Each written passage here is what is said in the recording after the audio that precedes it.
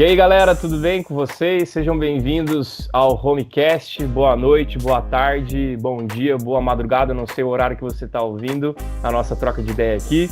Eu sou o Diego, sou seminarista da Igreja Presbiteriana do Jardim Augusta e eu tô aqui com dois convidados especiais para trocar uma ideia sobre o assunto bem quente, bem polêmico. E a pergunta que nós vamos trazer hoje como tema, essa questão, é como a igreja responderá às ânsias da sociedade agora e pós-crise Covid-19. O que essa crise provoca, o que ela pode nos ensinar em relação às nossas manifestações de afeto ou a falta dessas manifestações, qual o papel da igreja na volta da rotina, será que nós fomos afetados por um castigo de Deus?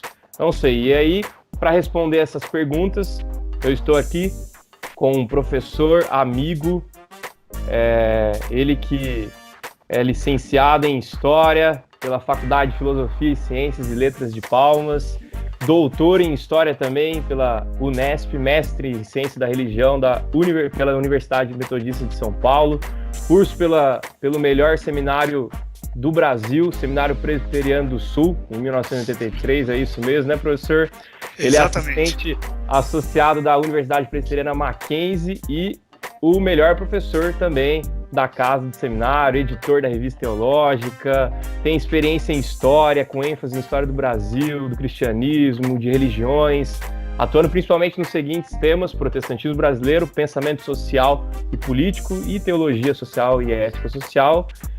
É grande o currículo, viu, queridos? Ele é escritor, casado com a Beth, tem filhos e netos, conhecedor profundo de café, um dos melhores cafés que eu já tomei, e um amigo de coração, Silas Luiz. Quero agradecer, professor, muito obrigado por disponibilizar o seu tempo, o seu conhecimento. Nós agradecemos muito, pastor. Que é isso, eu que agradeço o convite e já vou aqui sapecando o seguinte, você me convida para ficar me gozando? Brincadeira, mas tudo bem. Quem está assistindo aí, você pode tirar metade do que ele falou, que é invenção, e a outra metade é exagero. Então, tudo bem. Falou, Diego. Valeu, professor. Esse é o látis cumprido do nosso querido e amado professor da Casa SPS. Eu estou aqui também com o Leon, brother meu, um cara de coração também. Leon, muito obrigado pela participação, para ajudar a gente, para trocar uma ideia junto com esse professor querido nosso. Então, Tiagão, roda a vinheta. Obrigado, tamo junto, é nóis. Estamos de volta com o nosso Homecast. Sinta-se em casa, nossa home. Professor, sinta-se em casa. Leon, sinta-se em casa, a casa é sua. Sem mais delongas, então, podemos começar pelo nosso tema, professor. Como a igreja responderá às ânsias da sociedade agora nessa loucura apocalíptica e pós-crise Covid-19? O que o senhor me diz? Muito obrigado, professor. Então, rapaz, eu começaria citando aquele profeta que disse: olha, eu não sou profeta nem filho de profeta, eu não sei muito bem o que a igreja vai fazer. A gente está vivendo esse período. O que eu sinto é que é uma pena que, nesse momento, a igreja entrou no jogo político da sociedade. Em vez de ser vanguarda na sociedade, a igreja está indo a reboque do que está acontecendo e entrou no jogo político. Então, boa parte da igreja, sem nenhuma atitude minimamente crítica, apoia as falas, e aqui, desculpe, mas eu vou ser duro aqui no que eu falar, mas apoia as falas irresponsáveis do presidente da República, como se o Messias que ele tem no nome fosse capaz de dar um caráter de fato religioso para ele. Então isso é uma pena. Mas eu acredito que existem grupos na igreja que estão vendo isso com um pouco mais de critério, um pouco mais de crítica, E me parece que a igreja, acima de tudo, vai ter que ser uma comunidade, depois que passar esse período, uma comunidade restauradora, uma Legal. comunidade de restaurar, restaurar pessoas, restaurar relacionamentos, e restaurar, e aqui eu acho uma coisa fundamental, restaurar a própria identidade evangélica, no caso da nossa igreja protestante aqui no Brasil. Restaurar uma identidade evangélica significa restaurar aquilo que é do Evangelho, a boa nova que Jesus Cristo traz. E nessa boa nova está embutida toda aquela pregação dos profetas, os Salmos e a Torá, que tem, claro, são textos que estão tão longe de nós, mas que têm princípios assim fundamentais para a vida, né, para a sociedade. Então eu acredito que a igreja tem que ser essa comunidade restauradora, e começando pela restauração de si própria. Professor, aqui é o Leão que está falando. Queria deixar claro também que, como eu falei na apresentação, queria ter o fundo igual o senhor tem aí, com todo intelectual aqui. Mas eu queria perguntar ao senhor o seguinte: na realidade, o senhor não acha que a igreja já estava em crise antes do Covid-19? Por exemplo, como a igreja é uma pequena representatividade de um todo da nossa sociedade, o senhor não acha que as eleições de 2018, o Covid-19, essas crises que aparecem só não expõem ainda mais as falhas da igreja ou a crise que a igreja, de identidade que a igreja tem vivido nesses últimos anos aí, nessas últimas décadas? Com certeza, é isso mesmo, Leão. Bom, crise. Aqui eu acho que a gente poderia pensar um aspecto. Crise é inerente à vida humana e inerente às instituições humanas. Nós sempre conviveremos com crise. Crise é aquela ideia, né? A crise é a oportunidade de você crescer, inclusive. Sempre que há a possibilidade de algum tipo de mudança, essa mudança ocorre com crises normalmente, né? No caso da igreja, a igreja vem convivendo com uma dificuldade de entender a si mesma e entender o seu papel dentro da sociedade. Tentando responder a essas questões, uma das possibilidades que a igreja encontrou foi buscar o caminho da ênfase doutrinária, da ênfase identitária. Então, por exemplo, os grupos presbiterianos começam a enfatizar a doutrina calvinista, muitas vezes uma ênfase numa ideia de predestinação. Grupos batistas que vão enfatizar a questão do batismo. Muitos batistas também são calvinistas, né, com relação à predestinação, e assim por diante. Você vai ter muitas igrejas trabalhando com isso. Eu estou com 60 anos, já sou idoso, já tenho o cartão do idoso do carro lá. Eu completei 60 anos, na semana seguinte estava pegando o cartão do idoso. Eu completei em outubro do ano passado. Mas o que eu quero dizer é o seguinte: eu tive o privilégio de ser criado na igreja presbiteriana. Mas eu tive o privilégio também, na minha adolescência e na minha mocidade, de conviver com outras denominações. Isso era muito tranquilo. Eu, com esse vozeirão que eu tenho, eu fui pregador em praça pública com 12, 13, 15 anos de idade.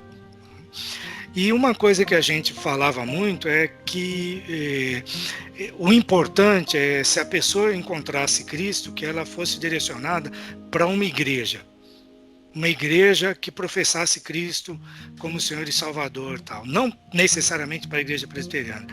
O que a gente está vivendo hoje? A gente está vivendo essa ênfase denominacional. Então, o presbiteriano prega o evangelho, a pessoa tem que ir para uma igreja presbiteriana, o batista tem que ir para a igreja batista, Assembleia de Deus e assim por diante.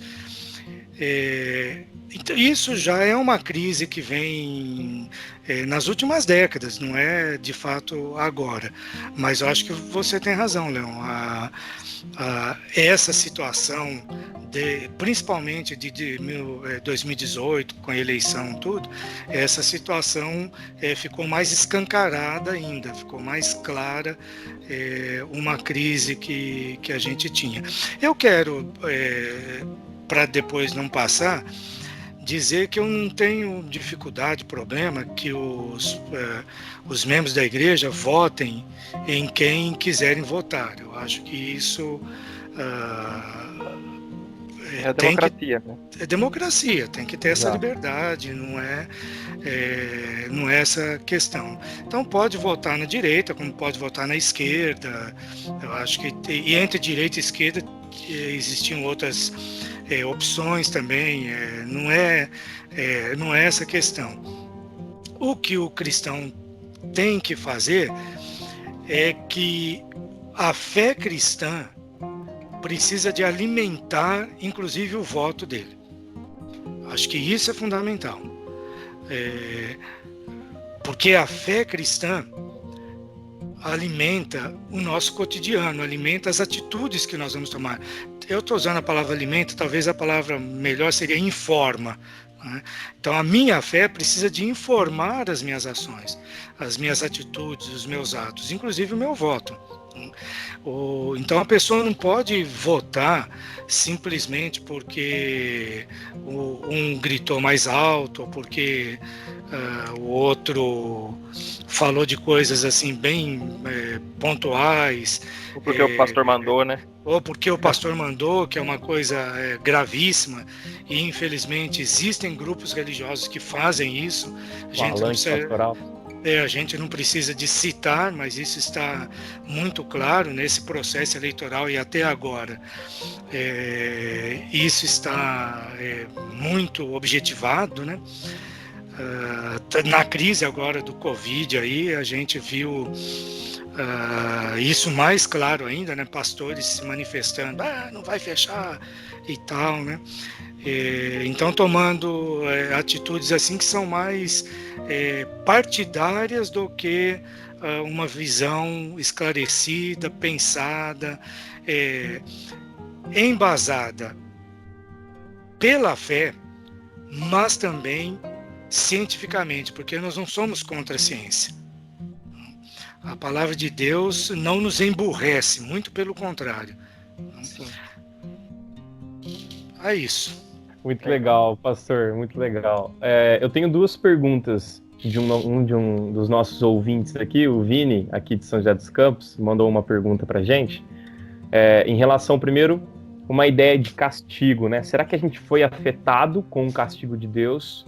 Né? Fazendo uma analogia com Noé, com a história de Noé, a ideia do confinamento familiar, maldade dos homens, a ideia de repovoar a terra, limites do ser humano pós-arca, né? E será, pastor, que a gente teve essa ideia de castigo de Deus sobre a nossa vida? E a segunda pergunta dele, talvez seja interessante para a gente já fazer como ligação, o que essa crise, esse confinamento provocado pelo Covid-19 nos ensina sobre as nossas manifestações de afeto ou a falta delas? Queria que o senhor conversasse um pouquinho sobre essa ideia. Vini, né, o nome do... Vinícius, aqui de São José dos Campos. Vinícius, tá, é o Vini. Tá Vini. Bom, Vinícius, Vini, obrigado aí por sua pergunta. Eu quero dizer o seguinte, rapaz, eu falei pro Diego, vocês vão me colocar em fogueira aqui. Pergunta. Mas a sua pergunta, Vini, de fato é uma pergunta muito interessante, porque essa pergunta está sendo feita desde que o ser humano levantou sobre as próprias pernas e começou a andar nesse mundo. O primeiro livro da Bíblia o primeiro livro da Bíblia, eu me expressei mal.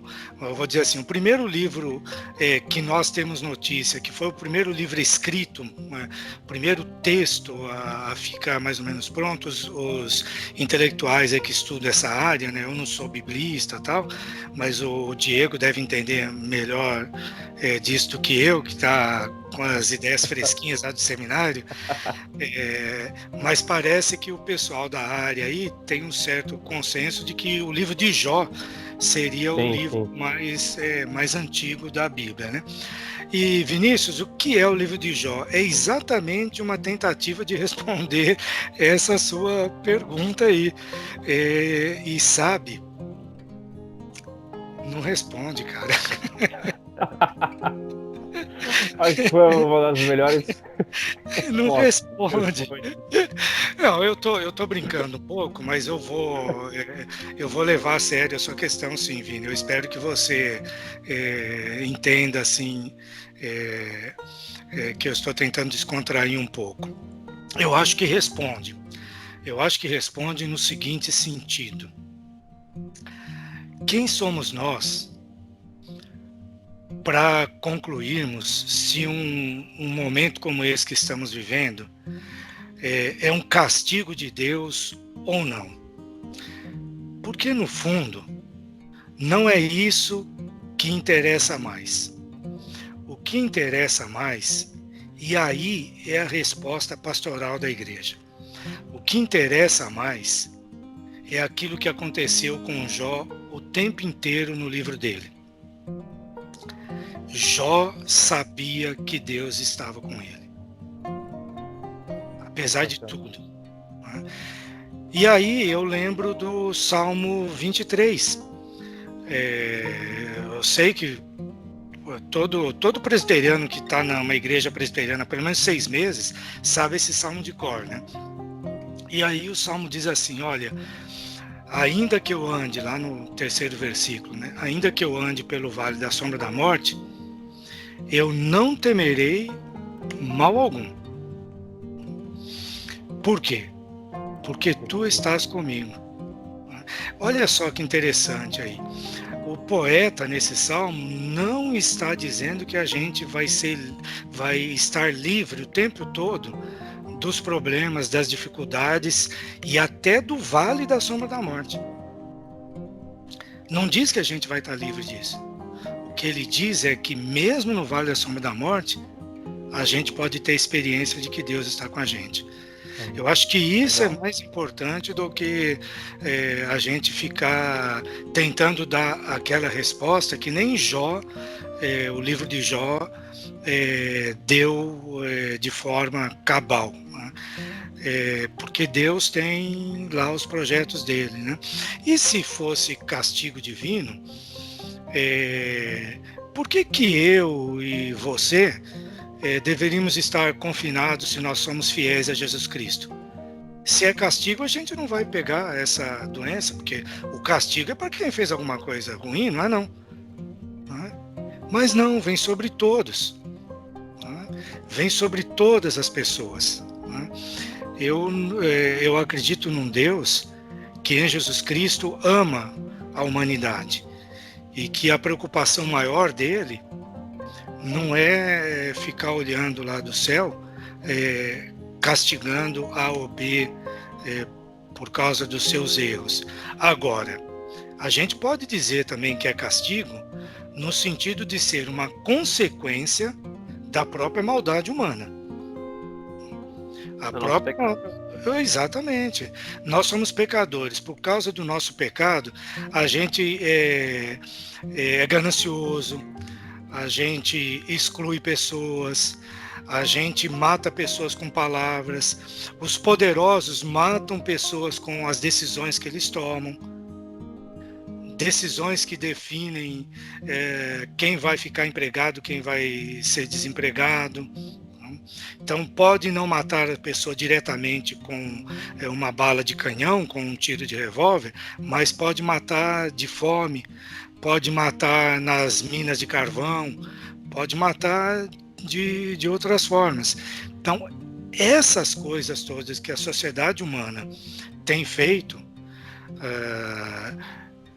em busca de progresso e tudo mais, e que nem sempre beneficia todo mundo. Então, esse pecado da sociedade humana, isso sim, isso eu posso dizer que seria um castigo, mas não porque Deus está mandando, mas é Deus mandando naquele sentido assim, objetivo e direto da ideia, né? Mas é como diz lá no Antigo Testamento, quando o povo está caminhando lá e eles param num determinado lugar e tem o monte da bênção e o monte da maldição, né? Então, o povo de Israel, né? Olha, se você cumprir aquilo que Deus quer, a sua vida vai ser boa, a sua colheita vai ser boa, etc, etc, etc. Agora, se não cumprir, a sociedade vai caminhar de mal a pior. Esse tipo de castigo que é consequência da própria atitude humana. Lembrando, para encerrar, lembrando lá de Isaías, né? O primeiro capítulo de Isaías, olha, ele monta um quadro, né? Como que está a situação dessa sociedade, desse povo, né? Dramática, porque deixou de fazer a vontade de Deus, né? E os profetas todos se preocupam muito disso. Olha, a sociedade está passando por isso porque ela não está fazendo a vontade de Deus. Bom, essa eu falei um tempão aqui só na primeira parte da pergunta. Desculpa aí. Fica tranquilo, professor. Isso aí. Mas a segunda parte, a questão do afeto, eu acho que a gente não pode confundir afeto apenas com a manifestação física também. Porque nós hoje não podemos dar um abraço.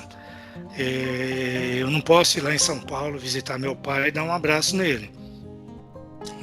Ele tem 85 anos, está lá ele mora com uma das minhas irmãs e meu cunhado.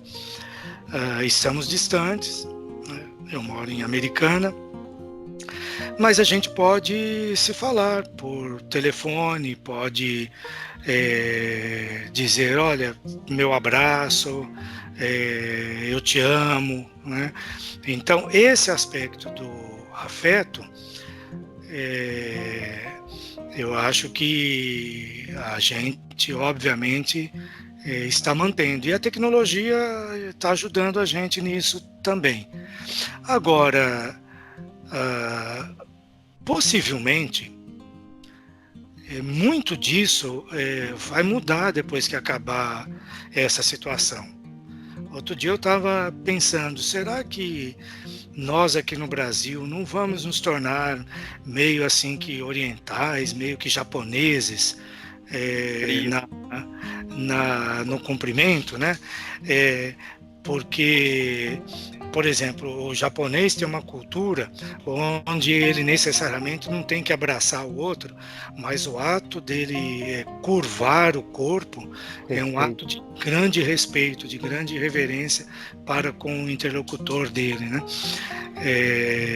Será que o mundo ocidental vai começar a mudar para isso? Eu não sei, porque todo mundo vai começar a ficar meio com medo assim que a gente voltar. Cumprimenta, abraça, dá a mão, né? Porque vai ser muito estranho, né? Quando as aulas voltarem, a gente vai chegar lá, eu vou chegar, vou dar um abraço no Diego, mas já vou pegar o álcool gel e já vou lá. Falar como que vai ser isso, né? De fato, eu não sei. Mas talvez seja uma oportunidade da gente aprofundar essas ideias de afeto e percebermos como que a palavra pode ser até muito mais e muito mais profundamente afetuosa do que, às vezes, um abraço. Exato. O olhar pode demonstrar carinho, pode demonstrar amor e às vezes até mais do que o abraço. Então a gente talvez tenha que começar a reelaborar. Eu não tenho muita resposta para isso. Eu estou um pouco aqui imaginando aí, claro, o Diego Leon, né? Isso, Leon. Leon, né? Desculpa, Leon. Tranquilo. Podem aí também falar um pouco sobre isso, mas eu tenho a impressão que a gente vai ter que elaborar um pouco isso aí e buscar formas até mais profundas de afeto do que o próprio aperto de mão e o abraço. Sim, o próprio... Essa ideia que o Vini fala aqui nessa primeira pergunta, a ideia do castigo, né? Essa semana saiu um artigo legal, professor, no site Lecionário, do Enter Wright. Eu não sei se o senhor teve contato com esse artigo, que fala sobre o cristianismo, não, mas oferece explicações. Sensacional, né? Esse autor, né? E aí, nesse artigo, ele vai falar sobre o cristianismo não oferece explicações sobre o coronavírus e nem deveria. Não, eu li esse artigo, sim. Desculpa, leu, pastor? Então, saiu essa semana, eu achei fantástico, porque ele trabalha essa ideia da perspectiva, tipo, da vocação cristã, que não precisa responder todos os problemas, né?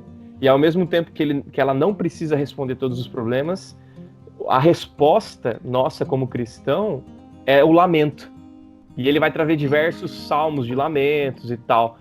Então, até seria uma resposta para essa pergunta do Vini, né? Que muitas vezes o coração do cristão ele deve ser derramado em lamento, né, professor? Não, e essa ideia do lamento é muito legal. A gente tem na Bíblia um conjunto de salmos que são chamados salmos de lamento. E é interessante, porque o lamento é isso que a palavra fala. É o momento de chegar diante de Deus e dizer: Senhor, não dá, eu não estou entendendo nada, a coisa tá feia aqui, o que é que está acontecendo? Eu estou arrasado. E o legal da fé cristã é exatamente a gente crer num Deus que acolhe o lamento, não vê o lamento como falta de fé. É exatamente o contrário. Eu posso chegar diante de Deus e me lamentar diante de Deus, porque em vez dele falar, você não tem fé, não? Eu já falei para você acreditar, porque a gente não tem resposta para tudo. Mas o que Deus faz é colocar a gente no colo e ninar se for preciso. E isso é o lamento. E o nosso Deus permite isso, né? Esse é o meu problema, às vezes, com algumas explicações teológicas que têm certezas absolutas, vale tudo, né? Tem explicação para tudo, né? Isso é castigo de Deus, isso é porque fulano lá, os chineses não acreditavam na predestinação, surgiu o coronavírus ou qualquer coisa assim, né? Não, isso é bobagem, não é por aí.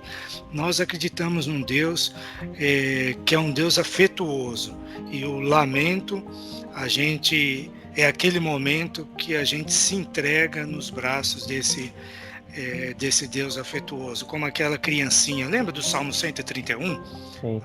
Salmo 131, olha, eu fiz calar o meu coração como uma criancinha se aconchega no colo daquela que amamenta, né? No colo da sua mãe. Acho muito interessante isso que o senhor disse, professor, porque nesse período de solidão, podemos assim dizer, em que muitas pessoas estão sozinhas em casa, também afloram outros sentimentos como depressão, enfim, algumas doenças, síndrome do pânico, aflorescem mais, porque a gente está vivendo um período de ansiedade, que a gente não sabe o que vai acontecer. E é legal essa questão do afeto, porque muitas vezes a gente espera que o outro faça algo por alguém, ou a gente critica a própria igreja, por exemplo, por que a igreja não liga para tal pessoa, não conversa? E a gente, como cristão, nós somos a igreja, certo? Nós somos o pedaço dessa igreja, deixamos de fazer a nossa parte, entendeu? Então eu vejo assim que nesse momento deve ter muitas pessoas que estão sozinhas em casa, pessoas que estão desesperadas porque não sabem mais o que fazer na quarentena. E nosso papel como cristão é ter essa ideia de poder também dar esse afeto. Apesar da questão do afeto também ser uma questão muito regional, né? Você vê, eu como quase mineiro, sinto falta muito de um abraço, de um café, tomar um café com alguém e tudo mais.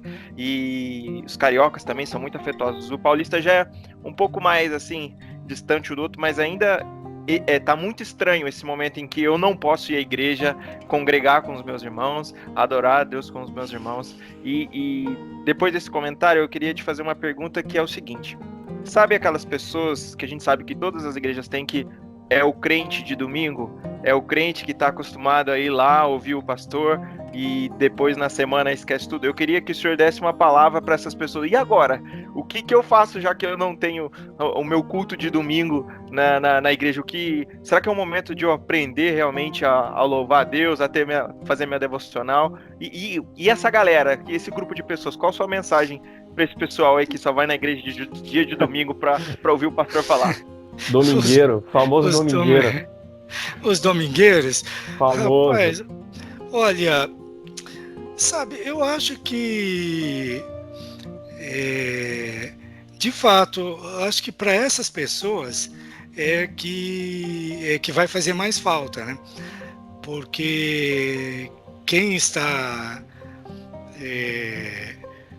numa fé mais ativa, aquela pessoa, talvez o Diego até vá se lembrar, que é uma coisa que de vez em quando eu falo em sala de aula, é que o culto, aquele culto do domingo, deve ser o que nos alimenta para a semana. Eu até vou um pouco na contramão, às vezes, do que algumas pessoas falam, no sentido de que a gente tem que cultuar a Deus durante a semana para que o culto dominical, quando eu vou ao culto no domingo, esse culto tenha sentido. Como se aquele meu culto individual fosse mais importante do que o culto da comunidade. Eu acho que é o contrário. Aquele momento que a comunidade se reúne para cultuar a Deus, que é o momento chave, que eu tenho que estar lá, porque daí eu vou, alimentado, eu vou viver uma vida cristã condizente. A questão é que tem aqueles domingueiros que o culto que ele participa pode ser mais uma prática cultural do que de fato uma prática de uma vida de fé de fato.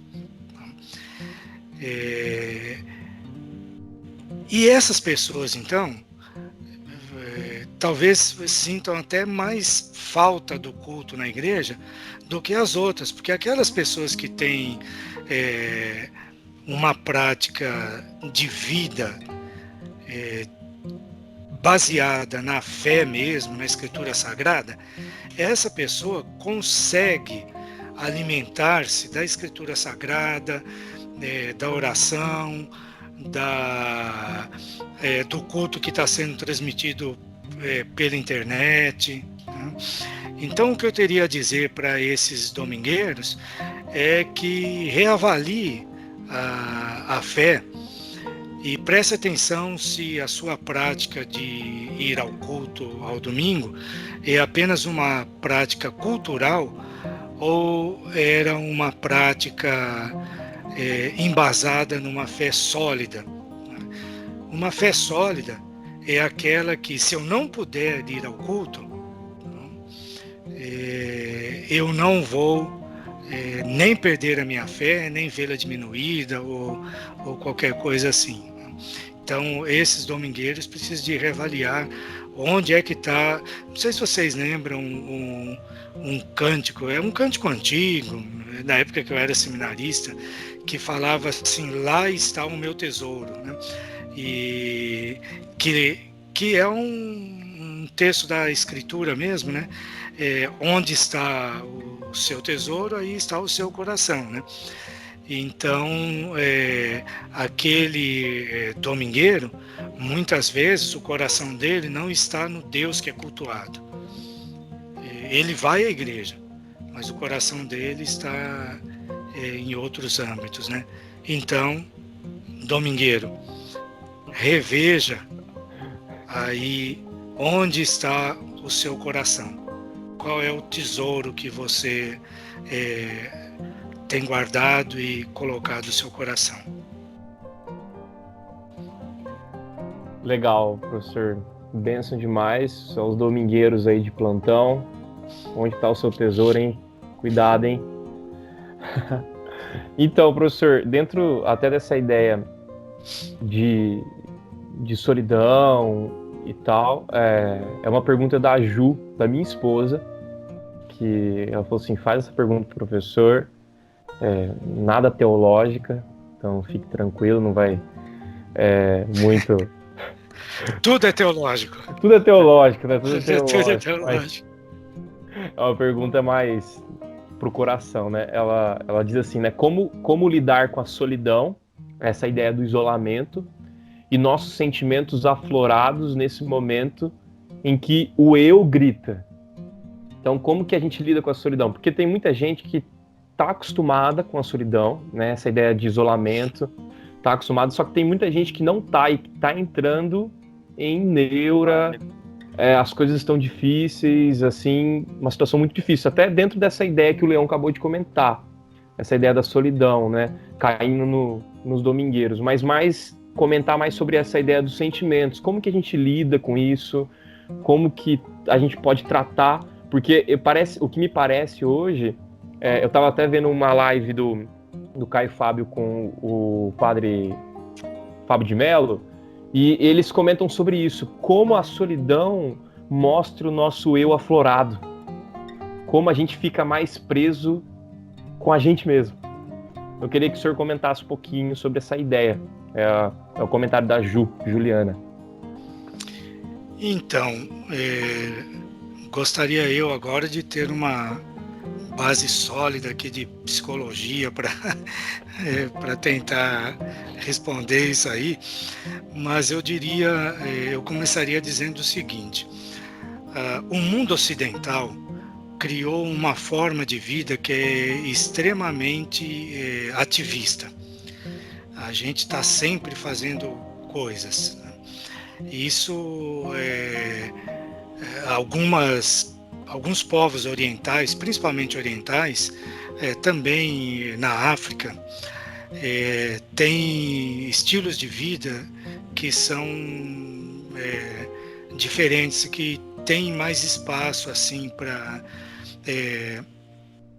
eu não diria solidão, mas para solitude, aquele momento de estar sozinho, mas assim, um sozinho com um objetivo, né? Não ficar sozinho, porque isso é uma outra questão também. Essa solidão agora que a gente está tendo, não é uma solidão voluntária, né? É uma solidão provocada por um problema que está, na realidade, no mundo inteiro. E isso é muito mais difícil de lidar. De fato, isso é muito complicado. E fica muito mais complicado porque, por mais que a gente já tivesse notícias do coronavírus na China, depois chegou na Itália e tal, e tudo mais, por mais que a gente tivesse essas notícias, a gente não estava preparado assim para o momento que ia chegar no Brasil, e de uma hora para outra a gente se viu confinado. Então isso agrava muito essa situação, porque a gente teve que abandonar as atividades que a gente fazia de escola, de trabalho, de encontro com família. Quantos casamentos foram adiados? Exatamente. Festas de aniversário que foram canceladas, né? Então isso tudo deixa muito mais difícil. A gente deveria aprender mais com alguns aspectos das religiões, ou dos cristianismos, eu diria assim, que não é o protestantismo mais ocidental, né? Que o protestantismo vem lá do século XVI, né? Depois ali das atitudes do Martinho Lutero e tudo mais. Então isso é bastante ocidental, a partir da Europa e tudo mais, que é exatamente onde se criou esse mundo extremamente ativista, né? Mas dentro do catolicismo e do cristianismo oriental, a gente tem muitas práticas de quietude, de contemplação, de isolamento voluntário, onde as pessoas exercitam muito a leitura da Escritura Sagrada, o cântico da própria Escritura, uma coisa muito presente, né? E a gente, principalmente o protestantismo, perdeu muito esse aspecto da nossa fé. A gente tem muita dificuldade com esse ficar quieto diante de Deus. A gente pode ver isso nos cultos da igreja presbiteriana, em geral, quando o pastor anuncia lá, quando tem oração silenciosa, porque nem oração silenciosa já a gente está fazendo mais, porque a turma não fica em silêncio mesmo, né? E quando tem oração silenciosa, vai o irmão lá do teclado ou do piano tocar, né? Para preencher o tempo, porque o pessoal não consegue ficar em silêncio. Quem sabe seja uma oportunidade para a gente treinar esse ficar em silêncio diante de Deus, né? E isso é difícil. Isso é difícil, porque a gente ficar quieto diante de Deus significa a gente ficar quieto com a gente mesmo. E aí aquilo que você falou, Diego, agora há pouco, né? Aí o eu da gente começa a aparecer. E olha, eu não sei vocês, mas tem cada coisa no meu eu terrível. E se eu fico sozinho comigo mesmo, eu vou ter que dar conta disso aí. Mas a questão é que nós somos cristãos e a gente nunca vai ficar sozinho com a gente mesmo. Isso que é a beleza da fé. Sensacional. A gente vai ter alguém que está ali do nosso lado. Ele prometeu, eis que estarei convosco todos os dias. Ju, eu acho que uma tentativa de responder é assim: se abra para esse que falou que eu vou estar com você todos os dias. E olha, fica tranquila, viu, Ju? Porque se você tiver medo de encontrar você mesmo na solidão, todos nós estamos com esse mesmo medo. Porque isso faz parte da natureza humana. Por isso que a gente só pode se encontrar com a gente mesmo se encontrando com aquele que disse que estaria conosco todos os dias. Muito legal isso. Amém. Nossa. Tem um breve comentário sobre isso, que ontem eu estava conversando com a minha esposa, justamente sobre essa questão de ficar em silêncio, né? Nós queremos ouvir a voz de Deus e pedimos para que Ele fale conosco, mas a gente não fica em silêncio. A gente quer falar e só falar. E eu estava conversando com ela a respeito que já aconteceu várias vezes, acredito que aconteceu com vocês também, de vez em quando a gente acordar de madrugada e sentir a necessidade de orar. E isso tem acontecido frequentemente, e muitas vezes a gente ora e vai dormir, né? A gente fala e vai dormir. E a gente não espera esse momento de silêncio, de olhar na janela, esperar mesmo, ficar refletindo o que Deus está conversando com a gente, falando por que a gente está nesse momento. E nessa noite nessa manhã, minha esposa veio me falar que aconteceu isso com ela nessa noite. Ela acordou de madrugada com essa necessidade de orar. E tava ventando muito forte, assim, né, durante a madrugada. E ela saiu na sacada e tudo mais e começou a contemplar o barulho em si, orando a Deus, e ao terminar a oração, aquele vento impetuoso foi se transformando numa brisa, e foi ficando calmo, e no coração dela ela sentiu o cuidado de Deus, falando, eu estou contigo nessa calmaria. Pode estar tudo em volta a mil, a Covid-19 pode botar o medo do nosso coração, né? O desemprego pode rondar os lares de todo mundo, mas eu estou contigo. Então acho que essa questão de ficar em silêncio e parar para ouvir a voz de Deus no nosso interior, não de uma maneira, enfim, só mística, assim. Obviamente a gente tem a palavra de Deus que nos ensina, nos instrui, mas também de parar para refletir o nosso eu, o que Deus quer tratar na minha vida, o que esse período tem para trazer para a gente, no sentido de como eu devo melhorar daqui para frente, que cristão que eu tô sendo, sabe? Então eu tenho tentado utilizar esses dias de solitude, como o senhor falou, para poder refletir e tentar mudar muita coisa que eu vejo que realmente na minha loucura do dia a dia eu não percebia, e agora que eu tô sozinho, eu tenho percebido o quão feio eu sou, sabe? Muito legal isso que o senhor comentou. Exato. Mas a gente é quão feio, como você falou, Leão, mas não é assim que Deus olha para a gente, né? Eu acho que não que Deus desconheça essa feiura que a gente tem, mas acontece que Ele optou por olhar para a gente através de Jesus Cristo. A gente podia dizer pela feiura de Jesus Cristo, lembrando de Isaías 53. Então, a nossa fé é sensacional por causa disso, né? Porque ela coloca essas coisas assim. Legal. Puxa, eu acho que eu estou aprendendo mais aqui com vocês do que qualquer coisa. Obrigado aí pelo convite. Que isso. Nossa, estou quase chorando aqui, cara. Nosso coração está sendo aquecido. Olha, se você que está ouvindo a gente aí, está curtindo, você imagina o nosso coração ouvindo essa aula de todos aqui, o nosso coração sendo acalmado nessa situação. Eu quero terminar esse primeiro bloco e agradecer aí você que está ouvindo. Daqui a pouco a gente volta, nós vai ali e volta já, como diz o mineiro, né? Um tirinho de espingarda, rapidinho, não sai daí. É isso aí, galera. Se você está curtindo, muito obrigado com a participação. A gente está aqui com o nosso barista, conhecedor de café, Silas Luiz. Estou aqui também com o A turma vai achar que barista é porque vive no bar, rapaz. Não é, fica tranquilo.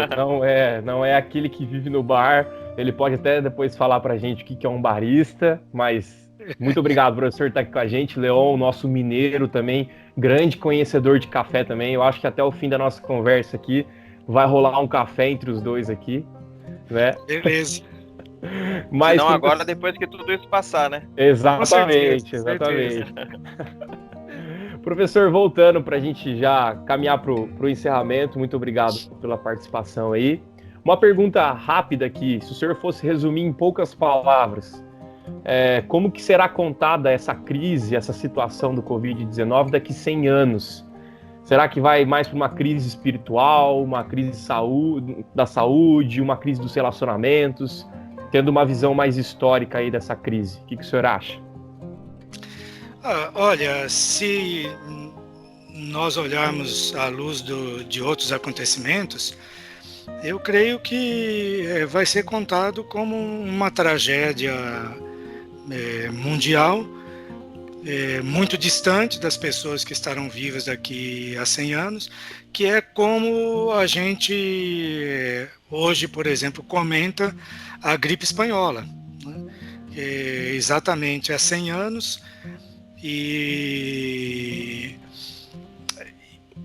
que as pessoas eventualmente ouviram falar sobre isso na escola, em algum curso e tudo, e não parece não ter dado muita importância.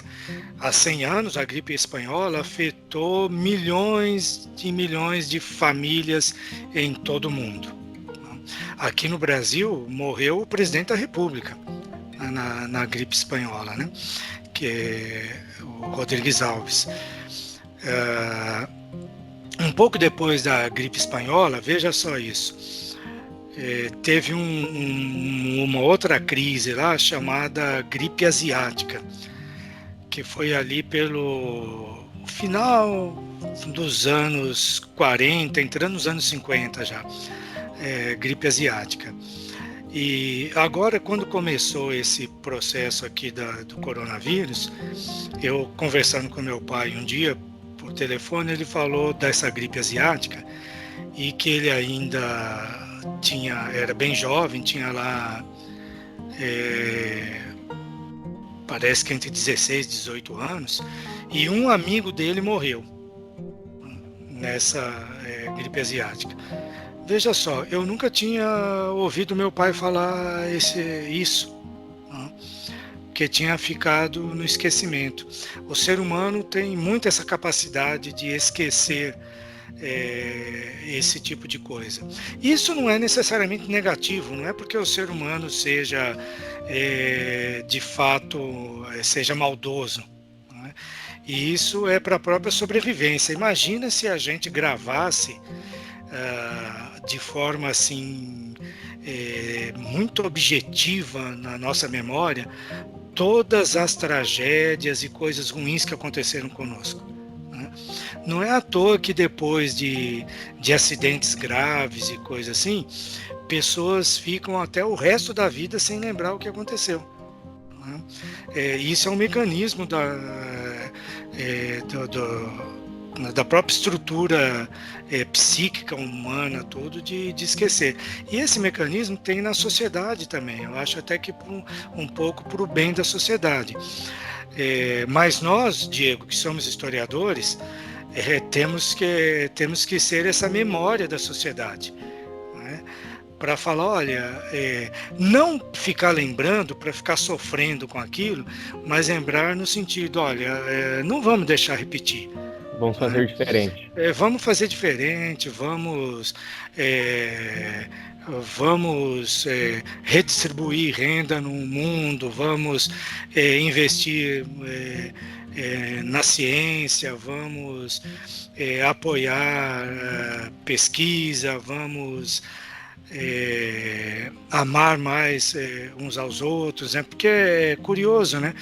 Tá todo mundo tão comovido aí com o coronavírus, porque ele atinge indistintamente pobre, classe média e ricaço. Um dos primeiros a morrer em Portugal foi o presidente do Banco Santander, né, de coronavírus. Puxa. E então pega indistintamente. Mas você vai ver, por exemplo, que algumas coisas, como aqui no Brasil a dengue, que a gente já está vivendo a epidemia de dengue, né, que acaba também, ela pega toda a classe social, mas ela pega muito mais as pessoas mais das periferias, né? Então a gente deveria usar isso aí, quem sabe daqui a 100 anos as pessoas não estejam falando isso. Olha, aconteceu isso, mas nós estamos agora tomando atitudes,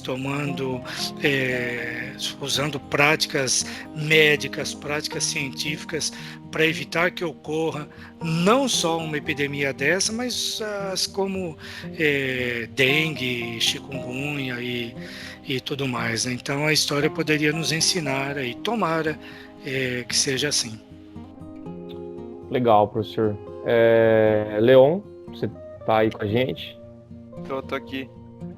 Com relação a essa pergunta, eu acho que olhando um pouco o lado da igreja, não só o lado histórico assim, eu vejo que daqui 100 anos os nossos próximos cristãos vão olhar e vão ver o quanto a nossa igreja protestante perdeu a chance de demonstrar mais amor, mais afeto, perdeu a chance de se reestruturar novamente, talvez fazer uma nova reforma, no sentido de que a gente deveria ser mais atuante na sociedade, assim, sabe? E então eu acho que, olhando o lado histórico protestante, assim, daqui 100 anos a gente vai olhar isso tudo e vai falar, meu Deus, passamos vergonha, a gente deveria ter ter feito totalmente diferente do que a gente fez 100 anos atrás. Espero que a gente aprenda com a Covid-19, sermos mais igreja presente, como indivíduos, mas também em sociedade, assim, amando aos outros, amando as pessoas que não são cristãs, sabe? Também, não esperando delas atitudes cristãs, mas pelo contrário, que a gente possa fazer diferença na sociedade, que o cristão seja o primeiro a tomar atitude, como o professor falou, de redistribuir renda, de ajudar as pessoas que estão precisando, sabe? Que o cristão seja o primeiro que vá lá e auxilia aos hospitais, enfim, e compre máscaras e doe máscaras e tenha atitude ao invés da gente, enfim, ficar no nosso mundo rodando, correndo atrás do rabo, brigando entre si, enfim, discutindo com todo mundo. Olhando nessa parte, assim, a minha visão, daqui 100 anos a gente vai ver o quanto a gente aprendeu. Passamos vergonha, mas aprendemos a ir para uma nova fase. Tomara, e com relação a isso que a igreja poderia fazer, né? Talvez vocês saibam, mas eu não ouvi de nenhuma, principalmente esses megatemplos que existem por aí, né? Não sei se alguém ouviu alguma comunidade dessas, um pastor desses megatemplos dizer o seguinte: olha, nós temos essa estrutura enorme aí que vai ficar sem uso e nós queremos oferecer para ser um espaço hospital de campanha de um hospital, né? Para colocar leitos aqui, a gente tira todos os bancos aqui e aqui, ó, dá para a gente colocar 200, 300, 400 leitos aqui e a gente cede isso, né? Parece que tem pastor preocupado que se o povo não for na igreja não vai vai dar o dízimo, né? Não vai diminuir o dízimo, né? Uma oportunidade que nós estamos perdendo e, curiosamente, foi um dos aspectos que fez a igreja crescer nos primeiros séculos, foi exatamente a solidariedade.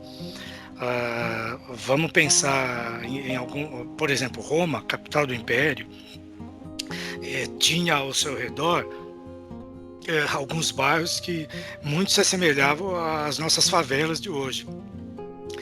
E quando ocorria lá uma epidemia de uma febre, de virose, uma diarreia, uma coisa assim, aquilo pegava centenas e até milhares de pessoas às vezes, né? E foi muito comum que os protestantes, em vez de saírem correndo, cuidassem das pessoas que estavam sofrendo. Desculpa, eu falei protestante, né? A gente estava falando os cristãos, né, na realidade, né? Cuidasse, e isso foi alguma coisa que atraiu muita gente para a fé cristã. Esse pessoal podia ter saído aí, não, mas colocaram até a vida em risco em benefício, né? E não tá, a minha igreja aqui em Americana tem algumas atividades sociais.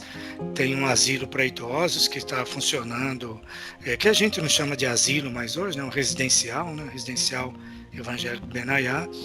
Está funcionando, tem um pessoal da igreja que cuida lá, está trabalhando e tal, e tem profissionais também das áreas necessárias contratados para trabalhar. Tem também uma atividade, tem lá com crianças, adolescentes, e tem uma outra atividade que chama Cara Limpa, em que pessoas que estão em situação de rua recebem atendimento diversificado. Elas vão, e isso ocorre lá no templo mesmo, né? No templo não, lá junto ao templo, né? Nas salas lá e tal, né? Elas recebem banho, roupa, corte de cabelo, barba, se precisar, alimento e tudo mais, né? E o pessoal que cuida disso está mantendo essa atividade. Procurando, obviamente, ter todos os cuidados. a questão do distanciamento, o cuidado com a higienização, o álcool em gel e tudo mais, né? Mas a igreja não fugiu de atender essas pessoas, porque elas também precisam agora dessa situação. Isso é uma coisa muito simples, muito singela, mas só para exemplificar, né? Legal. Que a igreja... Mas eu volto a dizer, eu não ouvi nenhum desses mega pastores aí de mega templos falar, olha, aqui pode colocar 200, 300 leitos aqui, o espaço vocês têm. A gente cede aqui, não tem problema, e não vamos cobrar água, luz, nada, pode usar, né? Ninguém está fazendo isso, né? Legal. Uma coisa que eu até estava pensando em relação a quando vocês estavam conversando, é que a igreja ela é muito reativa aos problemas, né? E você percebe uma igreja primitiva, mais ativa. O problema acontece, ela já é ativa dentro desse problema. Parece que a nossa igreja hoje, ela sempre espera toda a sociedade se movimentar, e aí depois a gente, né, enquanto a sociedade já está fazendo algo, a igreja começa a fazer isso 20, 30 anos depois, né? Então, me parece que talvez seja esse o momento para se reorganizar, para se pensar em questão de identidade, em questão do amor ao próximo, dessa falta de empatia que nós temos hoje, né? E até nessa ideia de falta de empatia, a minha pergunta para o senhor é: como que a gente vive numa situação do Covid, não só do Covid, mas anteriormente, em outras situações, como que a gente vive equilibrados, com uma posição equilibrada em relação a esse aqui pensa assim, não, você não pode pensar assim, você é meu inimigo se você pensar assim. Como que a gente vive de uma forma equilibrada? Como que o cristão pode viver, professor, de uma forma equilibrada dentro dessa perspectiva de, eu penso assim, não, você é meu inimigo, agora acabou o relacionamento. Falta de empatia total.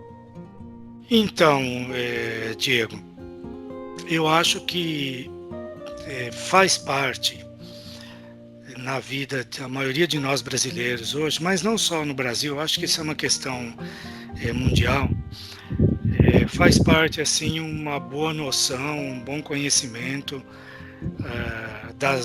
dessas áreas de humanidades. As pessoas que fazem, obviamente eu estou me referindo mais às pessoas que fazem faculdade, tá? Os cursos foram ficando cada vez mais técnicos, né? Então, discussões filosóficas, discussões sobre ética, discussões sociológicas, né? Como que a sociedade funciona, e isso eu acho que faz parte aí no conhecimento de todo mundo para a gente conseguir um pouco se localizar e se mexer. Essa é uma parte da minha resposta. Mas, obviamente, a sua pergunta, e obviamente isso não podia ser diferente, a sua pergunta se refere a nós cristãos, né? Como que nós, cristãos, temos que viver sobre isso. E aí, Diego, eu vou responder essa pergunta com aquela pergunta que eu fiz na sua turma no primeiro dia de aula. Eu estava esperando, esperando isso. Já lembrou, né? Estou tentando chamar isso para o pessoal aqui da turma da SPS 2017, 2021, talvez. Um abraço para a galera que vai ouvir a gente também. Pode mandar, professor. Vamos entrar no seminário. Legal. Vou virar seminarista também. Seja bem-vindo.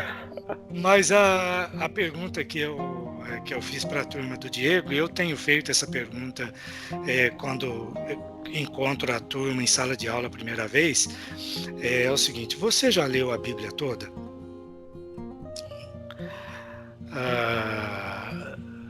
Claro, eu não quero ser tolo aqui e achar que a Bíblia é uma coisa... Porque tem gente que acha que ler a Bíblia toda, se você ficar lendo a Bíblia toda, todo dia ler um pedacinho, fosse uma coisa meio mágica, assim, né?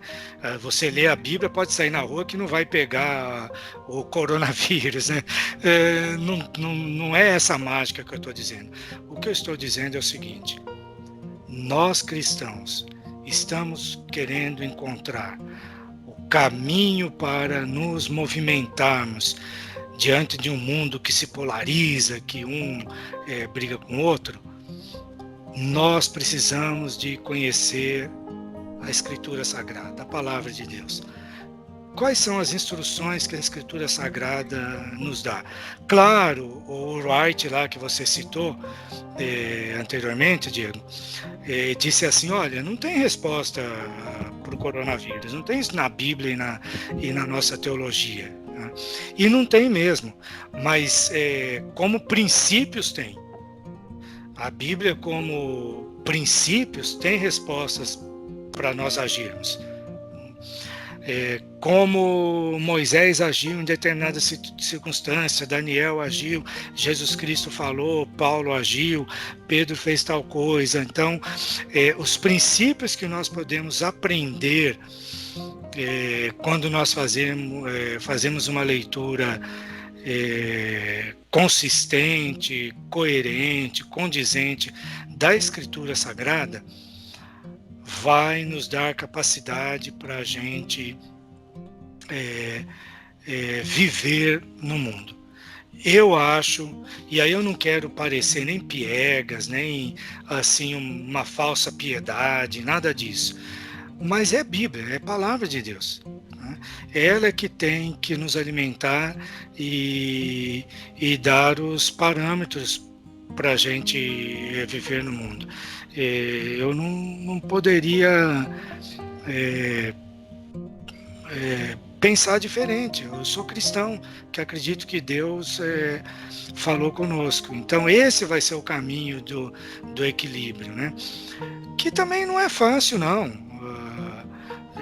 Não é simples. Às vezes a gente pensa que está sendo equilibrado. Né? Então a gente também tem que estar sempre se policiando, né? Sempre colocando a gente mesmo em relação ao outro e em relação à Palavra de Deus, para tentar encontrar aí esse caminho. Que Deus ilumine. Só queria fazer um comentário que eu acho interessante isso, porque a gente vive numa sociedade totalmente polarizada, no sentido de que se você pensa diferente de mim, então você é meu inimigo.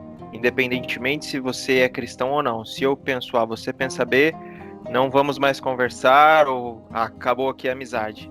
E a gente está vivendo isso hoje, novamente, na questão do coronavírus, né? Então hoje, por exemplo, a gente vive a questão da quarentena, que está sendo imposta pra gente, a gente tem que ficar em casa e tudo mais. E existe a ala dos que falam que tem que acabar a quarentena, existe a ala dos que defendem que tem que continuar a quarentena, e a gente começa a brigar, e enfim, e chegar ao lugar nenhum. Sendo que, na minha opinião, na minha humilde opinião, eu acho que era hora de que, ao invés de brigarmos por algo do tipo, seria a hora, mais uma vez, de demonstrar o cristianismo dentro da gente. Então, uma coisa prática. Se eu sou assalariado e tenho meu salário lá todo final de mês, pingando certinho e tudo mais, e eu tenho, por exemplo, na minha família, o meu pai, que é um profissional liberal, é um cabeleireiro, obviamente que a gente tem que agora somar forças e se ajudar um ao outro, as pessoas que estão próximas. Então, assim, não é momento da gente ficar discutindo o que é certo, o que é errado e tudo mais, mas é momento de sermos práticos. Se a gente vive nessa sociedade do jeito que ela está hoje, ou do jeito que ela está hoje, devemos então sermos práticos e demonstrarmos o amor de Cristo nas atitudes, nos nossos atos, do jeito que a gente age, e deixa para que as decisões que devem ser tomadas lá nas esferas, enfim, presidenciáveis, nas esferas governamentais, devemos orar por eles e pedir sim sabedoria. Podemos discordar, concordar, independentemente disso, mas termos unidade principalmente nessa crise, sabe?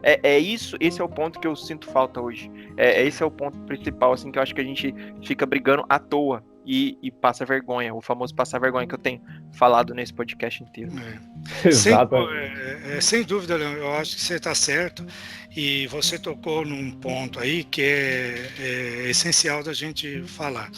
Essa polarização, por exemplo, por causa da quarentena, veja só, essa polarização, ela não se leva em conta questões de saúde pública, quer dizer, não são os médicos que estão informando essa polarização, Não é a ciência que está informando essa polarização, mas o que está informando, o que está determinando é a política e a economia. E isso é gravíssimo. E é gravíssimo porque é o seguinte: a política hoje, no mundo inteiro, é refém da economia. E quem disse que a economia, e olha só, economia aqui significa mercado, basicamente. Quem disse que isso deveria ser o determinante para a forma como o mundo deve existir? Não deveria. Não deveria ser. É a vida humana que tinha que ser o determinante. E a vida humana é restaurada em Jesus Cristo, a vida abundante. Isso é que a gente deveria estar enfatizando. A dignidade do ser humano. Todo ser humano é digno, seja o ser humano que for, é digno diante de Deus. Isso tinha que ser mais importante do que uma discussão de perder emprego, de a economia se desestruturar. Né? Ora, a economia se desestruturou, depois a gente, que acabar isso aí, a gente se reúne e resolve como vai fazer a economia funcionar de novo, mas com as pessoas vivas. Não adianta as pessoas morrerem. Então, talvez um dos ensinos do coronavírus, dessa pandemia, seja exatamente isso, seja colocar em xeque essa opção que a sociedade humana fez de que a economia é quem deve governar a sociedade e não a dignidade da vida humana. Então, eu acho que isso é muito importante. E nessa polarização da quarentena, infelizmente, o que foi colocado é uma coisa absolutamente anticristã. Não é a vida humana que está sendo considerada muitas vezes, né? Porque tem muita gente a favor da quarentena, não por causa da vida humana, mas simplesmente porque o governo é um governo X, né? Eu não votei nele, ele é assim assado, então ele está querendo acabar com a quarentena, então eu sou a favor da quarentena. Se ele quisesse fazer a quarentena, talvez eu seria a favor de acabar com a quarentena. Então está partindo de base errada. Eu acho que você foi no ponto, Leão. Acho que é isso mesmo. Legal. Pessoal, a gente está chegando ao fim aqui. Nós agradecemos muito a sua presença, que participou com a gente aí, ouvindo todos esses minutos de sabedoria do nosso professor, do nosso querido Leon. Muito obrigado, gente. Eu quero agradecer de coração, professor, você que disponibilizou esse tempo para estar com a gente. Que Deus abençoe sua família, a Beth, nesse período de extremo cuidado, com muito álcool em gel para sua vida. Tá bom, professor? Estamos usando. Tome bastante cuidado do senhor. Quero agradecer muito, de coração mesmo. Obrigado pela amizade que o senhor tem com a gente também, pelas sábias palavras aqui. Leon, também agradeço bastante, de coração. Obrigado por ter disponibilizado esse tempo, estar com a gente aí, esse momento aí para a gente aprender um pouquinho mais, para a gente conseguir discutir. E eu achei muito bom, foi muito bom mesmo. Agradeço vocês. Não sei se vocês têm algumas palavras finais aí. Eu quero agradecer da minha parte, foi uma alegria. Eu aprendi muito também aqui ouvindo vocês, ouvindo o Leon aí falar do ponto de vista dele. Então foi muito gostoso. E só uma pergunta, Diego.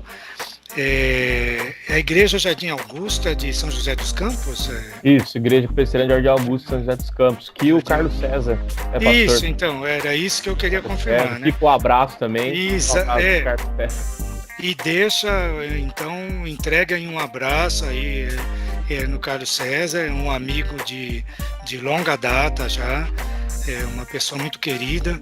Legal. Então, fica aqui, terminando o podcast também, um abração aí para você, Carlos César. E abraço para todos. Legal. Eu também queria agradecer a aula que tivemos aqui com o professor, com o Diego. Acho que é importante nesse momento em que praticamente a gente não tem nada para fazer, né? Dar conteúdo de qualidade para as pessoas poderem aprender, ouvir também. E foi muito enriquecedor para mim aprender com a opinião de vocês. Fiquei muito feliz mesmo com tudo que discutimos aqui. E é isso daí. Eu que não sou atleta, tô aqui em casa quietinho, me cuidando, aproveitando esse momento para poder meditar mais, aprender mais. E saindo daqui eu tenho 2 banheiros para lavar, aproveitando essa quarentena, então queria agradecer. Eu já lavei os meus ontem. Eu tenho uma louça. Aprendi muito, foi muito gostoso, muito legal mesmo esse papo aqui com vocês, viu? Fiquem com Deus. Ô, professor, então, galera, valeu isso aí, Deus abençoe você, até semana que vem. Valeu, tchau, tchau.